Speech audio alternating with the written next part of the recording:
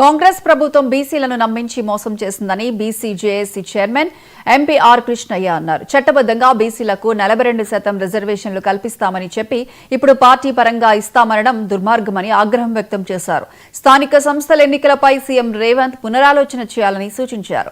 ప్రభుత్వంపై ఒత్తిడి తీసుకొచ్చేందుకు ఈ నెల 21 నుంచి నిరసన కార్యక్రమాలు చేపడతామని తెలిపారు. పార్లమెంట్ శీతాకాల సమావేశాల్లో బీసీ బిల్లుపై కాంగ్రెస్ గట్టిగా మాట్లాడాలని డిమాండ్ చేశారు. లేదంటే పెద్ద ఎత్తున ఉద్యమాలు చేపడతామని హెచ్చరించారు. ఇది హేతుబద్ధంగా లేదు, అర్థరహితంగా ఉంది. ఎందుకంటే గ్రామ పంచాయతీ ఎన్నికలు పార్టీ ప్రతిపాదిక మీద జరగవు, ఇండిపెండెంట్ గా జరుగుతాయి. అట్లాంటప్పుడు పార్టీని ఎవరు చూస్తారు? ఇక్కడ పార్టీ సింబల్ ఉండదు, పార్టీ ప్రతిపాదిక అనడంలో అర్థం లేదు, హేతుబద్ధత లేదు, నిబద్ధత లేదు, నిజాయితీ లేదు. అందుకే ఈ నిర్ణయాన్ని వెంటనే ఉపసంహరించుకోవాలి. ఇంకో 2 నెలలు ఆగు, ఏం పోయేది ఉంది.